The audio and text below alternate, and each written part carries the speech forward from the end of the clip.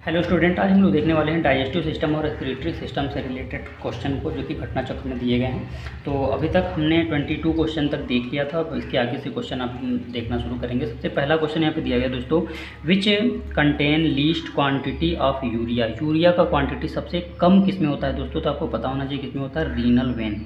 इसमें होता है रीनल वेन जो होता है उसमें सबसे कम होता है, और सबसे ज़्यादा किस में होता है, हिपैटिक वेन में। किस में होता है, हिपैटिक वेन जो होता है उसमें सबसे ज़्यादा होता है, क्योंकि दोस्तों जो यूरिया का फॉर्मेशन होता है वो कहाँ होता है, लीवर में होता है। यूरिया के फॉर्मेशन को किस नाम से जानते हैं?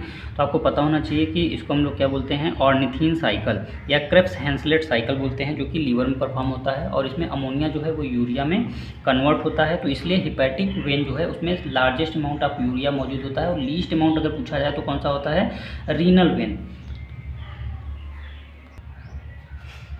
तो अगला क्वेश्चन देखते हैं दोस्तों। यहाँ पर नेक्स्ट क्वेश्चन लिखा है, किडनी स्टोन और क्रिस्टल ऑफ। तो जो किडनी का जो स्टोन होता है दोस्तों, वो उसमें किसके क्रिस्टल्स बनते हैं? तो आपको पता होना चाहिए क्या होता है, कैल्शियम ऑक्जिलेट। क्या होता है, कैल्शियम ऑक्जिलेट। ये जो कैल्शियम ऑक्जिलेट है उसका जो क्रिस्टल होता है वो किडनी में फॉर्म होता है, और इसी से क्या होता है आपका ग्लोमेरुलोनेफ्राइटिस, मतलब कि जो अर्थोन में जो इन्फ्लामेशन होता है उसमें लोग क्या बोलते हैं, ग्लोमेरुलोनेफ्राइटिस के नाम से जानते हैं। तो इस कंडीशन में भी ऐसा देखने को नज़र आता है।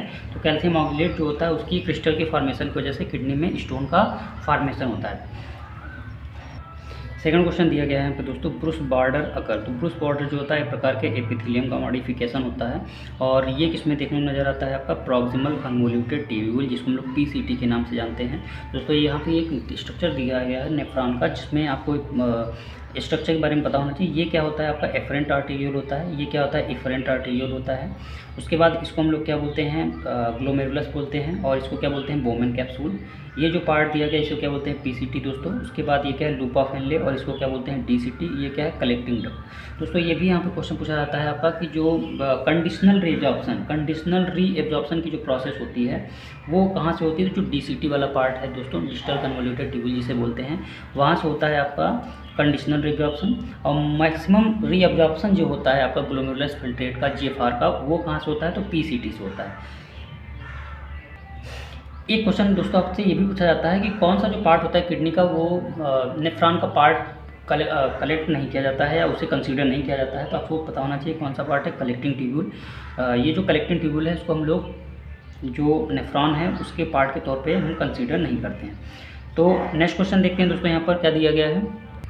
नेक्स्ट क्वेश्चन देखते हैं दोस्तों, यहाँ पर अगला क्वेश्चन दिया गया है, in which part of alimentary canal of man trophozoite of Entamoeba histolytica live. तो जो एंट अमीबा हिस्टोलिटिका है दोस्तों, वो क्या है, आपका एक पैरासाइट है जो कि प्रोटोजोआ, फाइलम प्रोटोजोआ से बिलोंग करता है, और क्लास स्पोरोजोआ का मेंबर है ये। ठीक, तो ये जो एंट अमीबा हिस्टोलिटिका है दोस्तों, वो आपका पैरासाइट होने के साथ साथ, तो ये जो होता है कहाँ पे रहता है, लार्ज इंटेस्टाइन का जो कोलन वाला पार्ट है वहाँ पर ये रहता है। तो लार्ज इंटेस्टाइन के 3 पार्ट होते हैं, आपको पता होगा, सीकम, रेक्टम और कोलन। तो सीकम, रेक्टम और कोलन पार्ट है, वहीं पे एंट अमीबा हिस्टोलिटिका जो होता है उसका ट्रोफोजाइट जो होता है वो लीव करता है, रहता है। ठीक है, अगला क्वेश्चन देखते हैं दोस्तों हम लोग। नेक्स्ट क्वेश्चन दिया गया दोस्तों यहाँ पर, पोडोसाइट सेल्स। दोस्तों ये जो पोडोसाइट सेल्स होता है, आपको यहाँ पर क्या होता है, जो स्ट्रक्चर ये जो दिख रहा है आपको, जिसको हम लोग बोमेन कैप्सूल कहते हैं, यहाँ पे क्या होते हैं, छोटे छोटे पोर्स मौजूद होते हैं, जहाँ से क्या होता है, जिसको हम फिल्ट्रेशन स्लिट के नाम से जानते हैं, और यहाँ से जो ग्लोमेरुलर फिल्ट्रेट होता है वो आपका फिल्टर होकर के ग्लोमेरुलर फिल्ट्रेट जो होता है वो रीअब्जॉर्प्शन के लिए आपका पीसीटी, डीसीटी और लूप ऑफ हेनले में इंटर करता है। तो यहाँ पर पोडोसाइट्स जो होते हैं वो किस में देखने को मिलते हैं, तो किडनी में ही मिलता है। ये किस में देखने नजर आता है दोस्तों, जो किडनी होता है, तो किडनी में भी नेफ्रॉन है उसमें कौन सा, आपका जो बोमेन कैप्सूल पार्ट है उसका इनर मेम्ब्रेन जो होता है वहाँ पर आपके क्या देखने को मिलते हैं, पोडोसाइट सेल्स देखने को मिलते हैं, जिसको हम फिल्ट्रेशन स्लिट के नाम से जानते हैं। तो इसको क्या बोलते हैं, फिल्ट्रेशन स्लिट। ठीक, अगला क्वेश्चन देखते हैं दोस्तों हम लोग। यहाँ पर दिया गया है आपका, the reabsorption of sodium and water together. Sodium और वाटर दोनों का जो रीएब्जॉर्प्शन होता है दोस्तों कहाँ से होता है, तो पीसीटी से होता है। ठीक है, तो पीसीटी जो है वहाँ से क्या होता है, ये पीसीटी पार्ट है, और यहाँ से मैक्सिमम रीएब्जॉर्प्शन का प्रोसेस होता है।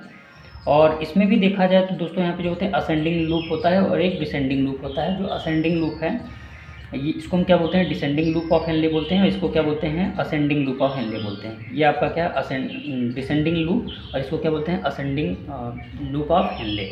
तो जो डिसेंडिंग लूप ऑफ हेनले है दोस्तों, वहाँ पे जो होता है वाटर का रिएब्जॉर्प्शन होता है, ये वाटर के परमिएबल होता है। और सोडियम या बाकी मिनरल के लिए क्या होता है आपका डिसेंडिंग लूप ऑफ हेनले, ये जो होता है वो बाकी मिनरल्स के लिए इम्परमिएबल होता है। जबकि असेंडिंग लूप की बात करें तो ये इसका अपोजिट काम करता है, यानी कि मिनरल के लिए जो होता है ये परमिएबल होता है, जबकि वाटर के लिए क्या होता है, इम्परमिएबल होता है। तो यहाँ पर आपको ये भी पता होना चाहिए, डिसेंडिंग लूप ऑफ हेनले में वाटर रिएब्जॉर्प्शन के लिए यानी वाटर के लिए परमिएबल, और जो असेंडिंग लूप है वो क्या होता है, वाटर के लिए इम्परमिएबल होता है। ठीक, तो अगला क्वेश्चन देखते हैं दोस्तों हम लोग।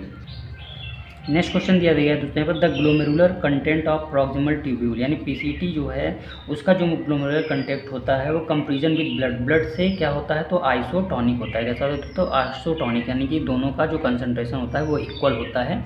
तो इसको हम क्या बोलते हैं, आइसोटोनिक कंडीशन बोलते हैं। तो अगला क्वेश्चन देखते हैं यहाँ पे दोस्तों, क्या दिया गया है आपका, kidney are vital organ of the body because they help. तो आप सबको ये पता होगा किडनी को हम विटल ऑर्गन या इंपॉर्टेंट ऑर्गन क्यों बोलते हैं, क्योंकि किडनी जो होता है बॉडी फ्लूइड को क्या करता है, रेगुलेट करता है। साथ ही साथ regulation of acid base balance, जो एसिड बेस होता है उसको भी बैलेंस करने का काम करता है। रिमूवल ऑफ मेटाबॉलिक वेस्ट, जो भी मेटाबॉलिक वेस्ट है, जो ह्यूमन का मेटाबॉलिक वेस्ट होता है वो क्या होता है, यूरिया होता है, जिसको रिमूव करता है। बाकी अदर ऑर्गेनिज्म में भी मेटाबॉलिक वेस्ट के तौर पे आपने देखा होगा कि अमोनिया होता है और साथ ही साथ यूरिक एसिड भी होता है। तो ह्यूमन की बात करें तो क्या होता है, यूरिया होता है। इसलिए इसका आंसर क्या हो गया, ऑल ऑफ दीज।